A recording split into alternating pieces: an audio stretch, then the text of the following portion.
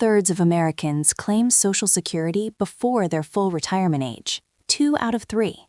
The financial media treats this like a collective failure of planning, like millions of people are making the same mistake over and over again because they just don't understand how the math works.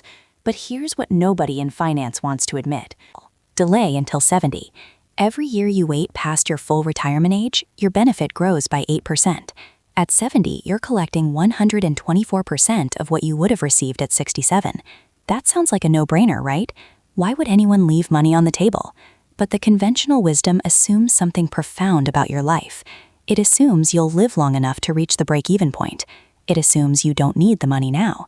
It assumes your spouse doesn't depend on your filing to unlock their own benefits. It assumes your health is stable.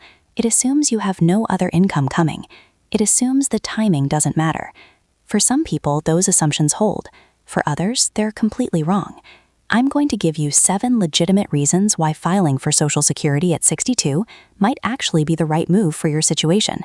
These aren't excuses. They're not rationalizations for impatience. They're real strategic considerations that financial advisors use when building retirement plans for clients.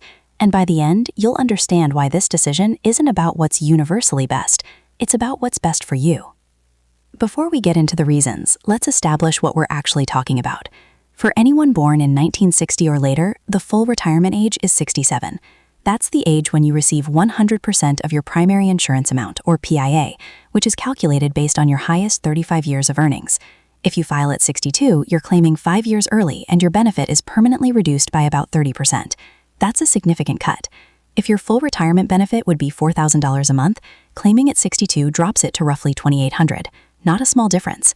But here's where it gets interesting. If you wait until 70, you get delayed retirement credits that boost your monthly payment to 124% of your full benefit. That $4,000 benefit becomes almost $5,200 a month.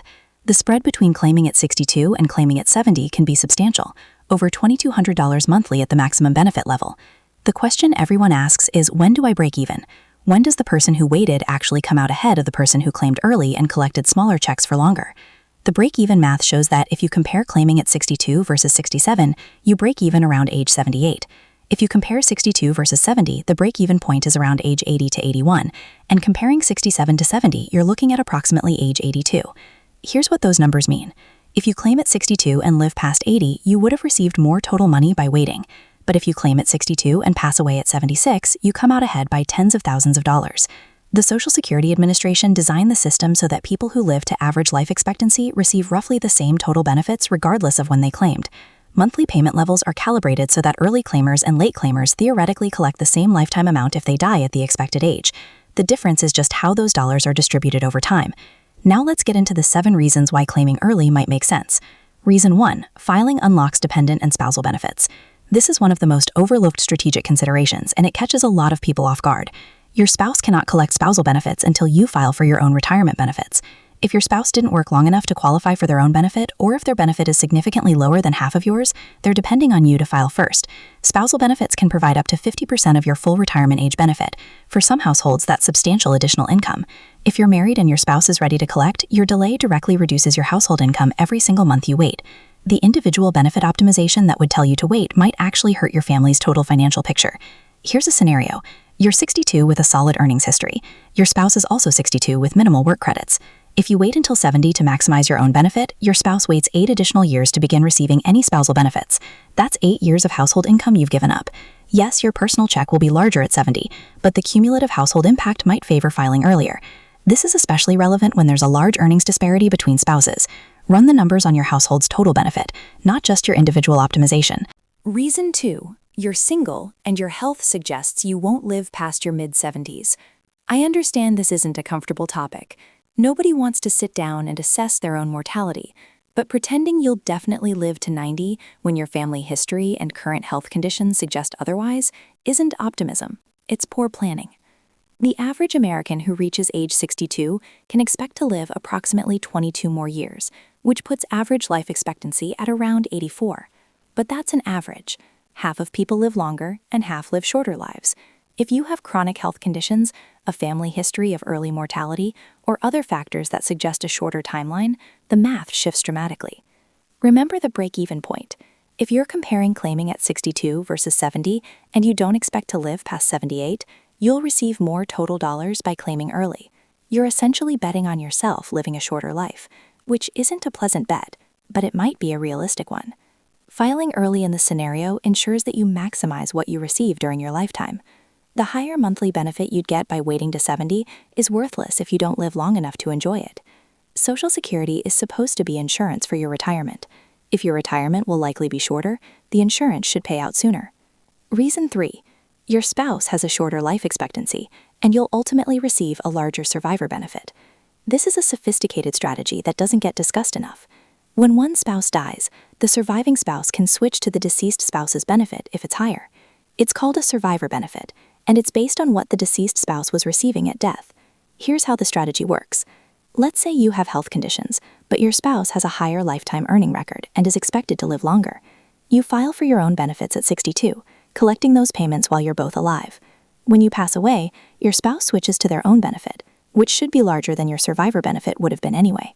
Alternatively, if your spouse has a significantly higher benefit and a shorter life expectancy due to a serious health condition, you might file early on your own record to collect something now, knowing that when they pass away, you'll switch to their larger survivor benefit. You get income from both records over time rather than optimizing just one. This requires coordination and honest conversation about health expectations, but for couples where one partner clearly has longevity concerns, it can be a compelling reason to start benefits earlier on the lower earning spouse's record. Reason 4. You're ready to retire, you've stopped working, and you have a sizable nest egg. This one surprises people because it seems counterintuitive. Why would someone with substantial assets claim Social Security early? Shouldn't they be the ones who can afford to wait? The logic works like this. When you have significant retirement assets, those assets are invested and presumably growing. Meanwhile, if you're not working and you're living on those assets, every dollar you withdraw to cover expenses is a dollar that's no longer compounding for the future. If you claim Social Security early and use those payments to cover some of your living expenses, you can withdraw less from your portfolio. Your investments get more time to grow.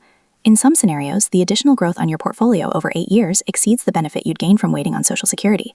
This strategy also reduces what financial planners call sequence of returns risk. If the market drops significantly early in your retirement while you're withdrawing heavily from your portfolio, the damage can be permanent. Having Social Security income as a baseline reduces how much you need to pull from investments during volatile periods. It's not right for everyone. The math depends on your portfolio size, expected returns, expected longevity, and tax situation. But for some people with substantial assets who have truly stopped working, claiming early and letting their investments ride is actually the better financial outcome. Reason 5.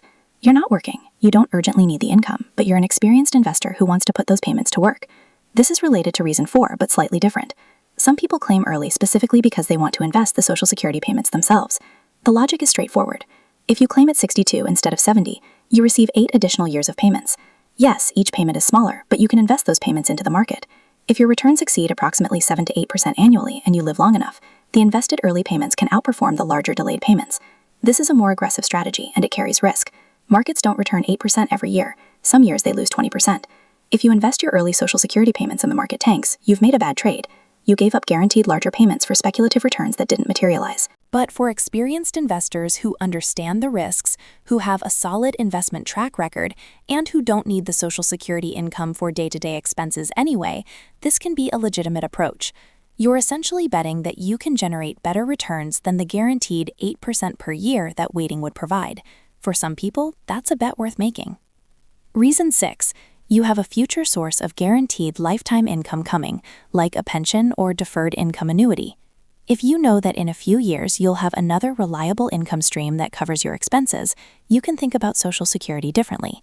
Let's say you're 62, you've stopped working, but you have a pension that kicks in at 65, or you purchased a deferred income annuity years ago that starts paying at 67. In either case, your later years already have a stable income floor.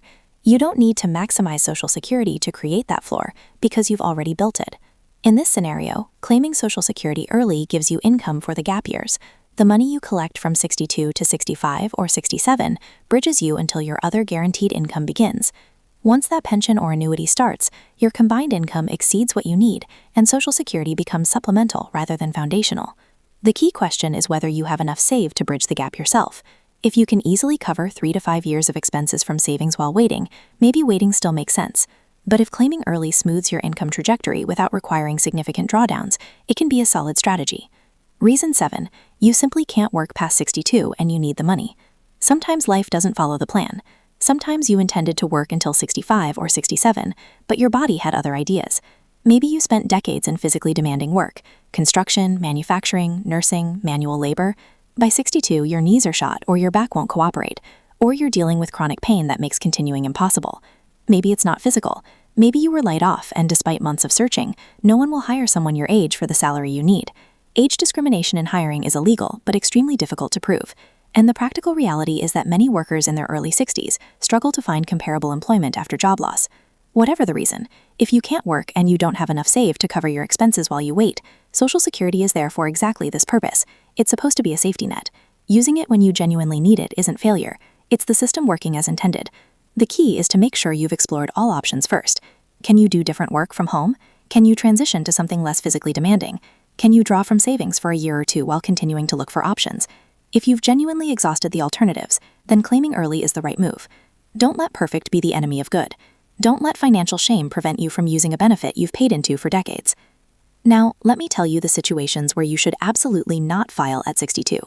If you're still working with substantial earned income, filing early is usually a mistake.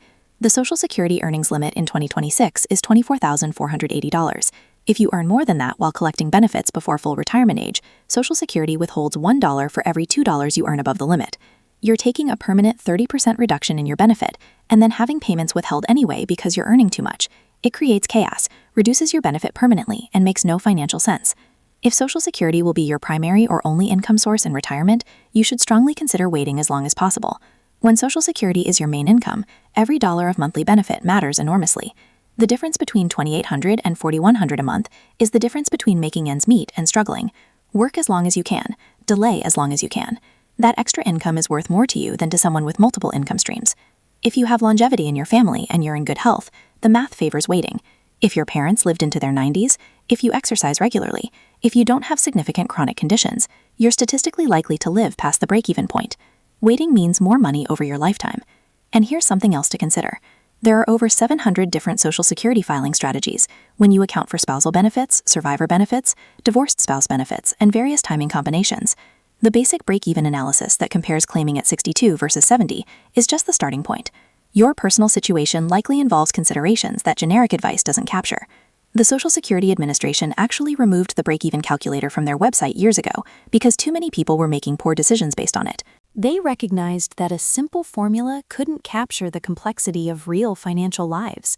So what should you actually do? First, understand your numbers.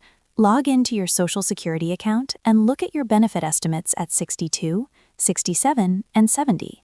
Know the actual dollar amounts you're working with. Second, assess your health realistically. This doesn't mean being pessimistic. It means being honest. Look at your family history. Look at your current conditions. Talk to your doctor about life expectancy. Use that information in your planning. Third, consider your household, not just yourself. If you're married, optimize for total household benefit, not individual benefit. Sometimes the higher earner should delay while the lower earner claims early. Sometimes the opposite is true. It depends on ages, earnings histories, and health expectations for both spouses. Fourth, think about your other income sources. What will your retirement income look like? Do you have a pension? Do you have significant retirement savings? Is Social Security a complement to other income or the foundation of it? Your answer shapes the right filing strategy. Fifth, if the decision feels overwhelming, consider working with a fee-only financial planner who can run detailed analyses on your specific situation. A few hundred for professional advice can be worth tens of thousands in lifetime benefits if it leads you to the right decision. The average retirement age in America is 62, not 67, not 70, 62. 2/3 of people claim before full retirement age. Some of those people are making mistakes, but many of them are making the right choice for their circumstances. Social Security is personal. The decision to claim is personal. Don't let anyone make you feel foolish for considering early filing, and don't let anyone pressure you into waiting when it doesn't fit your life. The best financial decisions aren't the ones that look good on a spreadsheet. They're the ones that account for who you actually are, how long you'll actually live, and what you actually need. This isn't financial advice. Consult with a professional who understands your specific situation. But whatever you decide, decide with information, not fear. And know that sometimes claiming at 62 isn't giving up, Stop letting bad debt and lifestyle creep steal your paycheck and start building real wealth with the power of compound interest. Welcome to Ariana Invest.